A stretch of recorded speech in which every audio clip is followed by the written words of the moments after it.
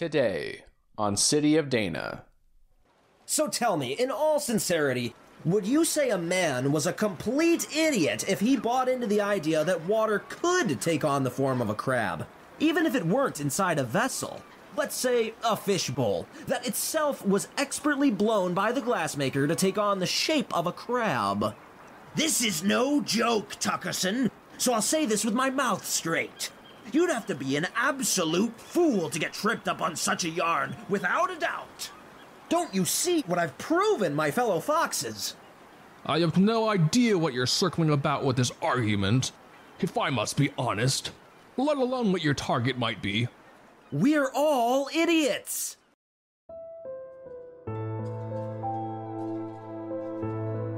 In part 1 of The Foxes, we learn that the mysterious Council of Pathetiques is suing the protagonist Sarai Gehrood for every last pig on her late father's farm.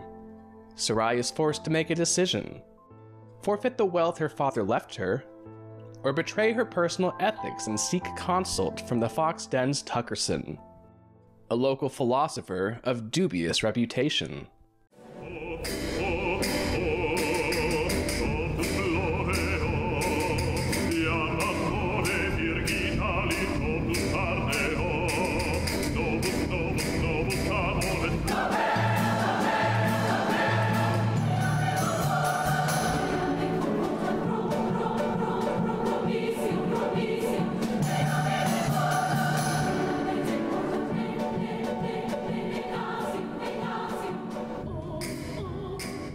The Foxes. Part 1. The Fox Den. Episode 1. An open field. 2 butterflies on a tree branch. An elderly woman observing them. Enter Sarai Gehrood, a young woman of Arab descent, who approaches her. Aren't they gorgeous? Such density of beauty. I don't think there's anything as sublime in our museums of contemporary art as the colors on these 2 butterflies. 2? I only see 1. Which one do you see? The one that is sapphire blue and white, with bullseyes of white rings around darkened blue and white. Well, there is also a yellow one, the color of ripe saffron, without a pattern or blemish on it. Just a little bright spot near the body. It blends in with the fall leaves. Sarai leans in closer. I see it. The butterflies fly up into the air, and Sarai and the elderly woman jump back. You shouldn't have stuck your nose in so close. Now you've spooked them both, and they're flapping about in the air. I'll bet you the blue one lands before the yellow. I've been watching these bugs for an hour now. I've seen how much more comfortable the yellow one seems in the air. Fine, I'll take you up on that. How much? How alive do you wish to feel watching these critters flap about? At my age, the more alive, the better. $500. $500? At this stage in retirement, $500 is my budget for the whole week. Oh, but I'm so sure of what the outcome will be. You're on. The blue butterfly starts to descend. Stay up, you! Stay up! No yelling, lady. You and I aren't allowed to interfere now. The blue butterfly approaches a branch. Oh, shit. Come on. Come on. Oh, don't you dare. The blue butterfly lifts up. Oh, phew. The blue butterfly approaches and quickly touches down upon a branch. Shit! The yellow one lands shortly thereafter. The blue butterfly has landed, and now the yellow one has landed beside it. You've won. Can I write you a check?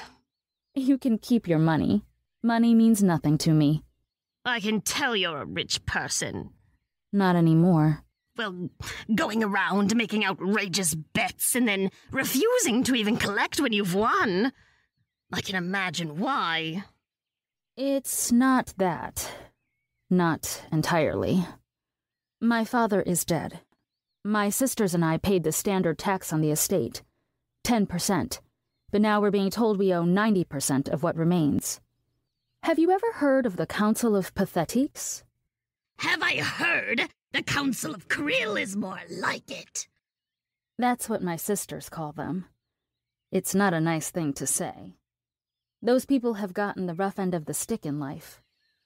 Every one of those dykes and kikes and ass-pushers and pushies deserves the lot they've drawn, and tenfold more if you ask me.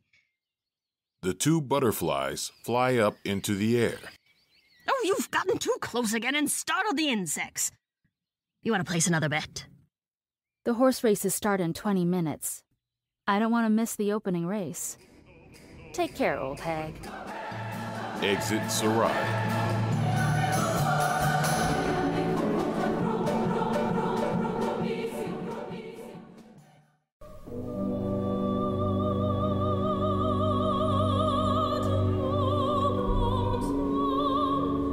Episode 2. An open field where domesticated pigs roam about at random.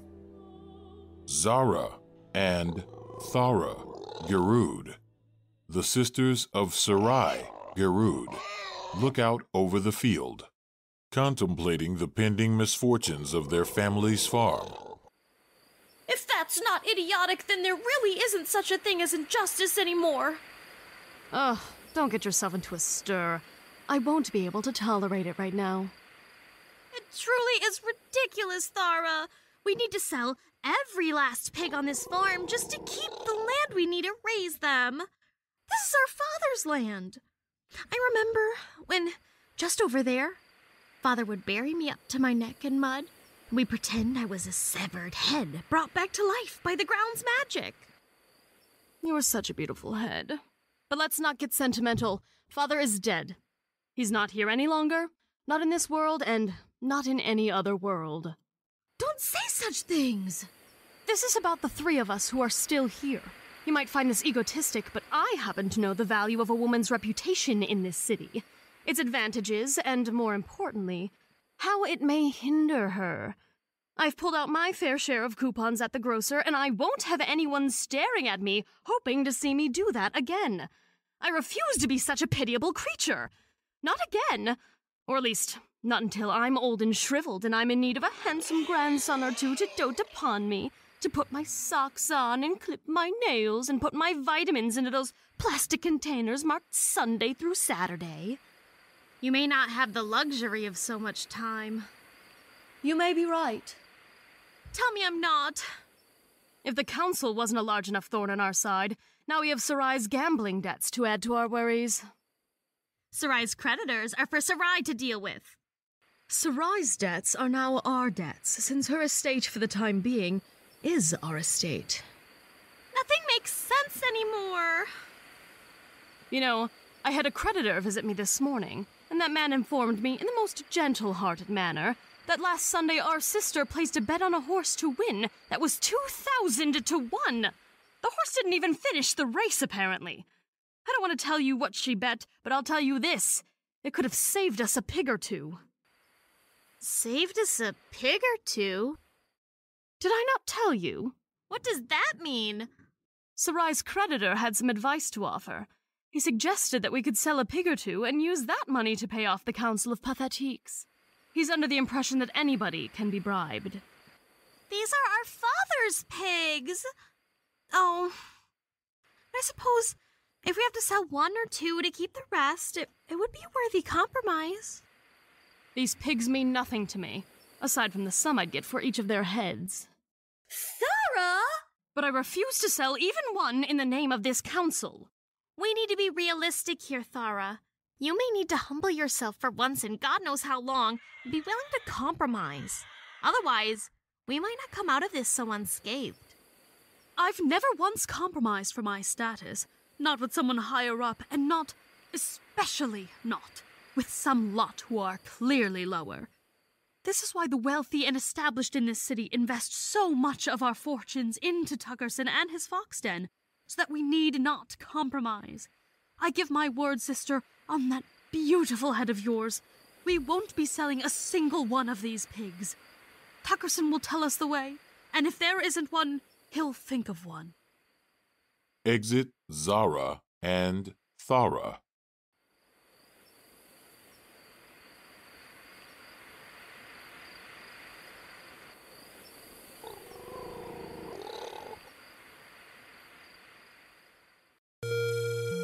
An arrow suddenly flies out and strikes one of the pigs dead. Another arrow flies out and strikes a second pig dead, then a third. Enter a man dressed as Link, the protagonist from the Legend of Zelda video game series. Hitherto referred to simply as Link. He's armed with a sword and wears a bow upon his back, along with a quiver of arrows. Link slays every remaining pig but one with his sword in an acrobatic display of swordsmanship, and then, approaching the final pig, he delivers an impassioned monologue. Ganon, King of Evil, if your present form has ears, hear me well. Starting with these incarnations of your spirits, I will progress until I rid this world of all your presence. What you would sacrifice for power, I would for the world. To return it to its original design as the three goddesses of courage, of wisdom, of power, formed it in procreant trifectum. You've made this world a little bit messy, a little bit distracted, a piece of the righteous, somewhat hostile, slightly uncertain. I will make it complete. As certain as the moon is to fade at daybreak, so too shall your darkness vanish from this world by the hero's sword. There will be light again, Ganon, thou blue-faced boar, and the dark shall be vanquished till time's end. Till time reverts from three and becomes one again, and evil shall fail to become part of time's completion. Link swiftly beheads the final pig, and then, with composure, he sheathes his sword and exits.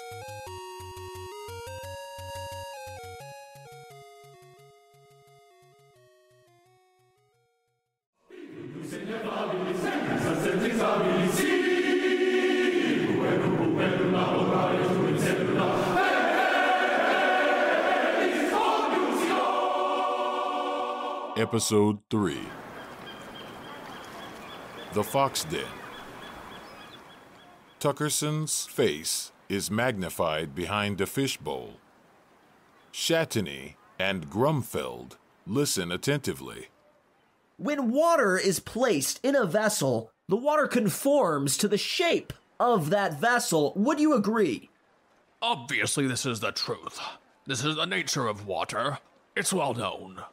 Grumfeld, do you agree or disagree? I would be a fool to disagree with such an assertion, Tuckerson. Tuckerson stands up straight, no longer obscured by the fishbowl. So when I poured the water into this fishbowl, which is spherical in shape, were you surprised that it took the form of a sphere? Quite the reverse. Nothing very unusual about water inside a fishbowl taking the exact same shape as the glass which contains it. Well then, what outcome would have surprised you such that you would have leaped off the ground and declared, "That which you've poured into the bowl cannot be water"? Well, perhaps if you'd have poured the water into the fishbowl, which is a sphere, and the water took the form of a cube, then I'd have accused the fish of witchcraft. This isn't a joke, Grumfeld. I'm on to something significant here. You are? What is it, Tuckerson? This is consequential. I asked you a question. My God! Then I'll say it sincerely. If you'd have poured the water into the fishbowl, which is a sphere, and the water took the form of a cube, I would have asserted, in earnest with my feet and arms both flailing about in the air, that exact statement. That which you've poured into the bowl cannot be water. And do you agree with this, Chattany? Certainly I do. If water rejected the form of its surrounding vessel, I would indeed say that what you poured couldn't be water. Really? Even if it were a simple shape, such as a cube? Only a fool would believe that water can behave in such a manner. Not even if it took on the shape of a giraffe or a crab? Now you're just being ludicrous, Tuckerson. And you were just telling me to take this proof seriously. This is no joke. This is a serious matter, then, on the tendency of water to take the form of a crab. So tell me, in all sincerity, would you say a man was a complete idiot if he bought into the idea that water could take on the form of a crab, even if it weren't inside a vessel? Let's say a fishbowl, that itself was expertly blown by the glassmaker to take on the shape of a crab. This is no joke, Tuckerson, so I'll say this with my mouth straight. You'd have to be an absolute fool to get tripped up on such a yarn, without a doubt. Don't you see what I've proven, my fellow foxes? I have no idea what you're circling about with this argument, if I must be honest, let alone what your target might be. We're all idiots.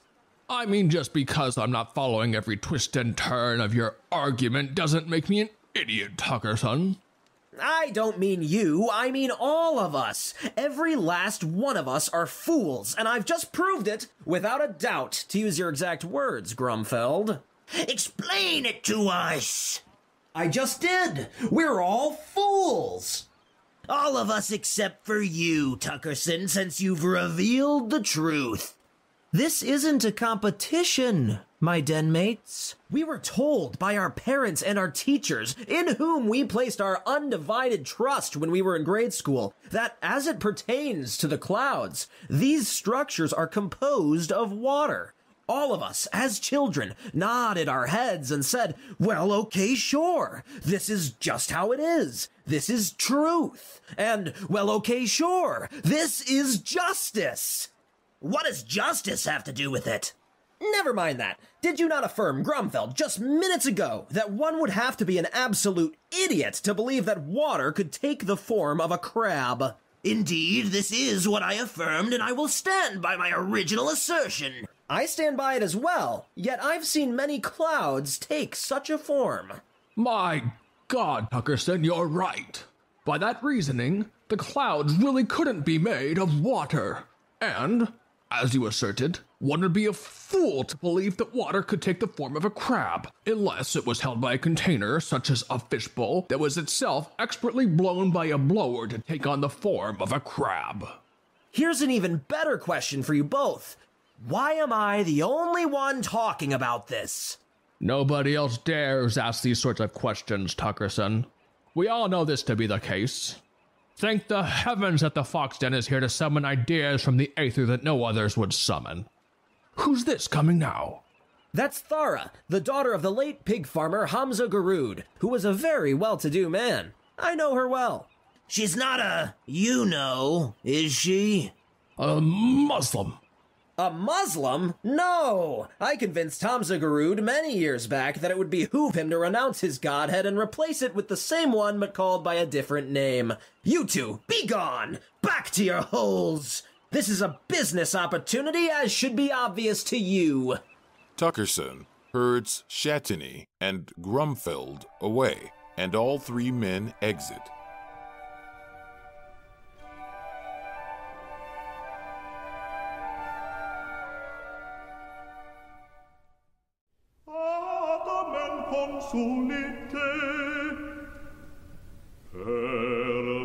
Episode 4. The Fox Den. Same as before. Enter Thara, followed by Sarai and Zara. I could be staring into the 18 eyes of God right now. You need to stop chasing the eyes of God in the 3 dice. Stop chasing God? That's a despicable thing to tell a person. Would you have told Father to keep away from the church? The dice table is not a church. It is for me. Life is the product of 2 entities, the decisions we make, and something that is beyond our control and knowledge, which fluctuates by chance. If there is any greater meaning to this life or what comes after it, this isn't a decision I can make. So therefore, the meaning of my life, your life, everything around us, it comes down to a game of odds. Either which way, it's time you found a cheaper religion. Either that, or start taking account for all the losses your god is incurring. As if the slaying of the pigs wasn't a great enough loss, the council is still insisting that the market price of every one of those pigs be included in the valuation of our estate. That hideous council! What did you say, Thara? What has happened to Father's pigs? Someone went to town on them with a sword. Of all 200, not one of the pigs was left standing. Though 12 were still alive. Did we submit a complaint to the council? The council says the Gehrood family has too much status to have our complaints heard. That doesn't seem right.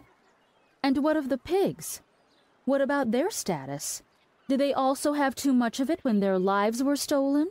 That's besides the point. The vultures swarm not for the pigs. They swarm for you. In spite of how pleasant your creditors seem to be, Sarai, these are people who behave like they've been taken good care of in the past. But as I say, once a hyena, always a hyena.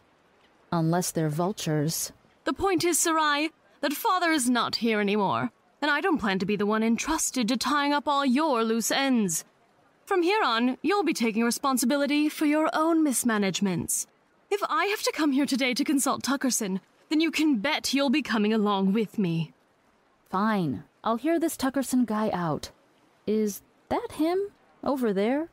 The one who looks like he's balancing a beaver pelt upon his head? Enter Tuckerson, and the three sisters begin walking towards him. Be polite. Zara, shoulders back. Zara straightens herself out. Tuckerson may be on our dime, but his mind works in a way that's much more fluid when he's sympathetic to a cause. You can put your shoulders further back than that, I'll pray. Zara sticks out her chest further, nearly bending herself backwards. You know, I understand the politics as well as you do. Keep that to yourself if you know what's best for this family.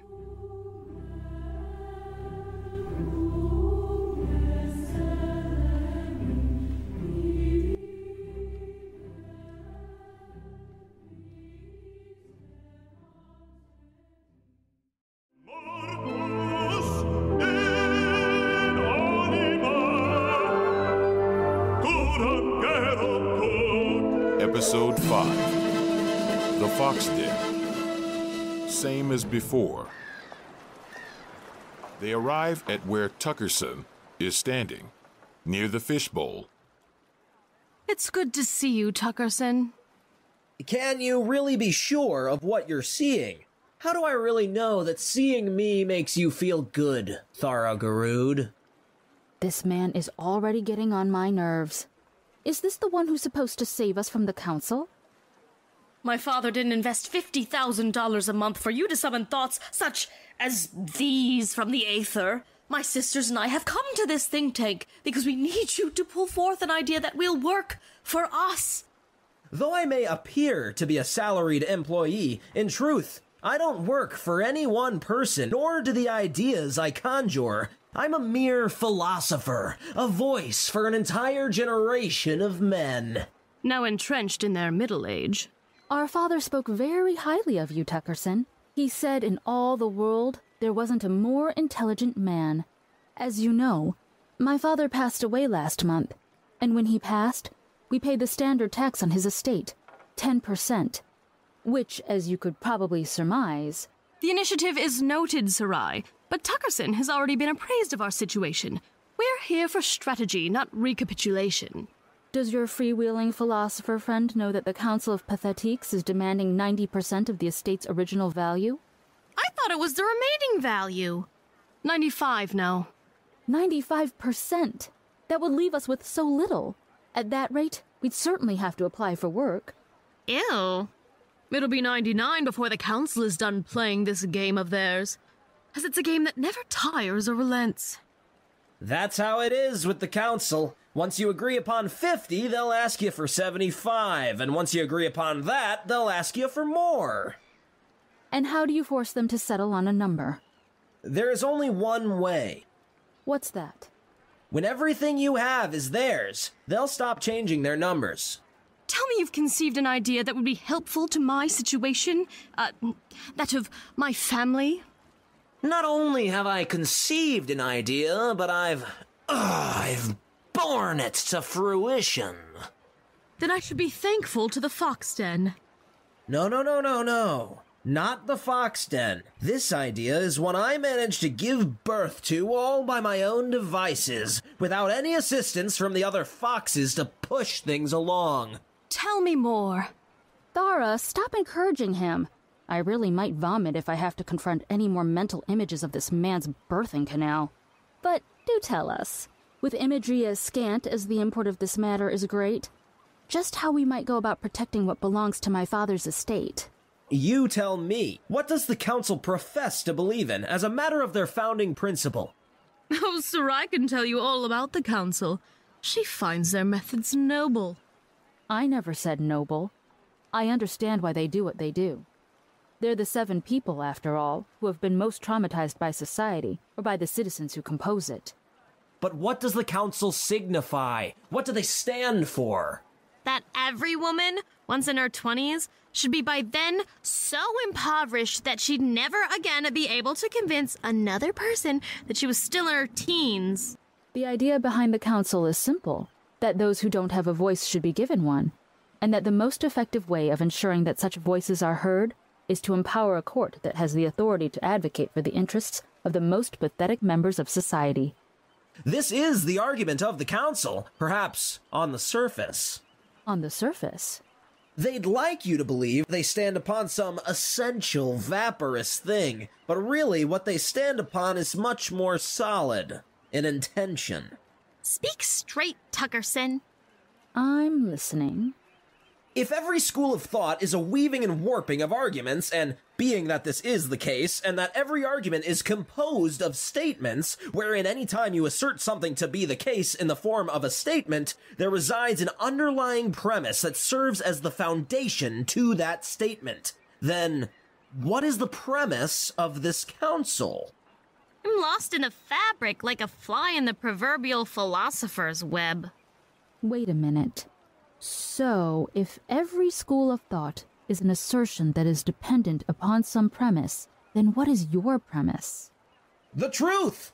Would you please simplify whatever it is you're getting at for those of us who don't have the patience to follow the long and winding algebra of your reasoning? I don't care to understand your method, as long as I see results. Cut to the take-home message.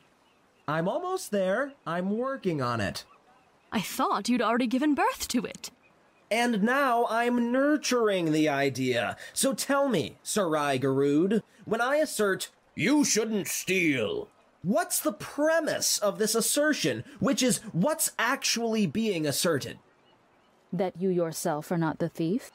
Ha-ha, she's got a sense of humor. No, the premise is that stealing is bad. And I'm telling you, there's an assertion and an underlying premise as well that gets at the heart of the Council of Pathetiques. Pathetiques?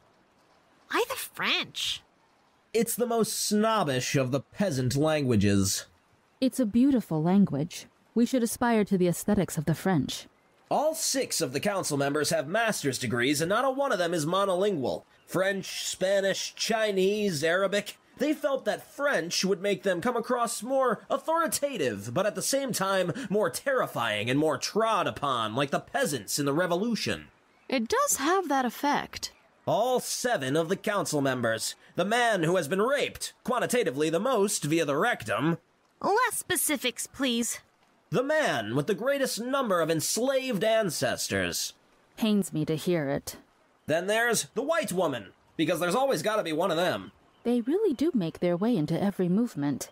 No matter which of the 7 we might wish to interrogate so as to reveal the premise of their argument, the 7 of them share the same core belief. Justice should be determined by those who have been wronged by the greatest number of people who exist above them in the social hierarchy. And furthermore, that because this hierarchy is but a social construct, it might as well be done away with, like a wrecking ball to a pyramid. And so I ask you, if this is the council's argument, then what is the premise that buttresses up this argument?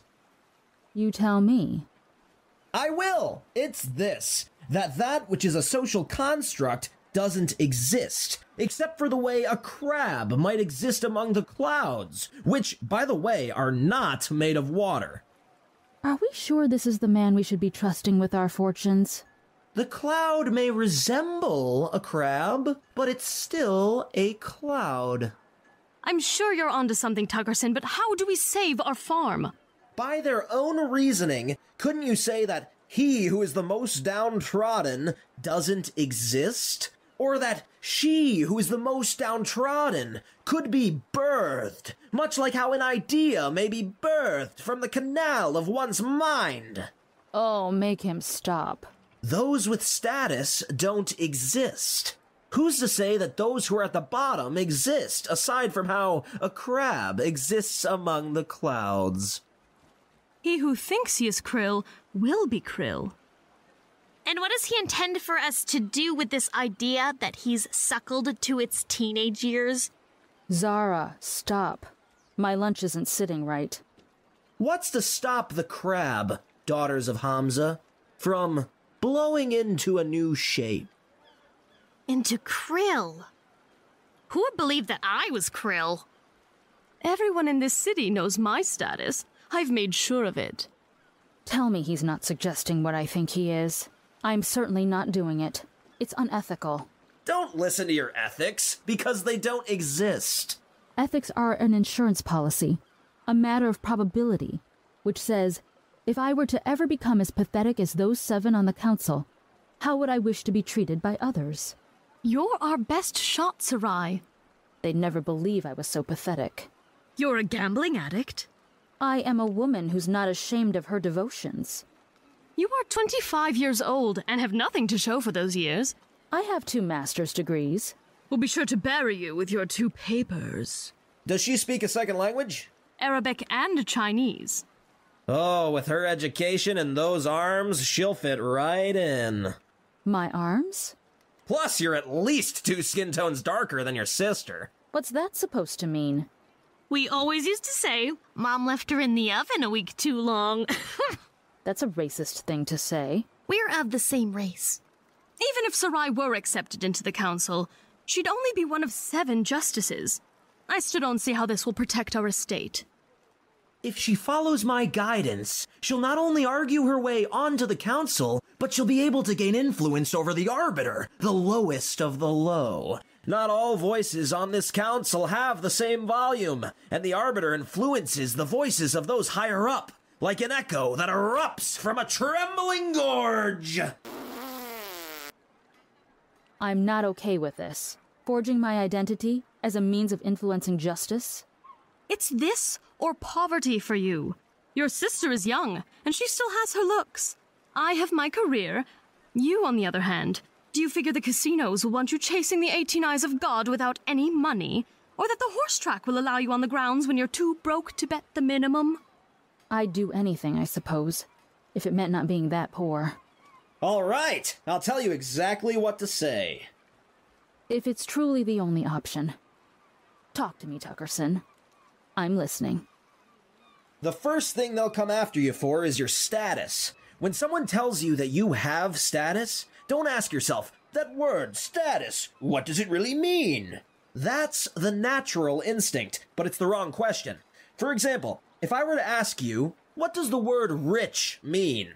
How would you define it? Having a lot of assets. More than what other people have. So if I were to say that the creme brulee is rich, does that mean my dessert of custard and toasted caramel has a lot of assets?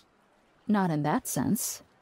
Thus, I've proven the premise of my assertion, which is what was really being asserted. Ask not what the word rich means, but rather, why is the speaker using this word, rich, in reference to me? So when they tell me I have status, I should start by asking them why their preference is to use the word status to describe me? Exactly. And when they insist that it's just their way of punching upwards, how do I respond? By asking them, why do you punch me at all? Sarai seems queasy. So, in other words, I punch down? Sarai vomits. Ew, Sarai, that got on my shoe. Come with me to my hole. I'll teach you everything else you need to know about confronting the most pathetic members of our society. Exit Tuckerson, accompanied by Sarai.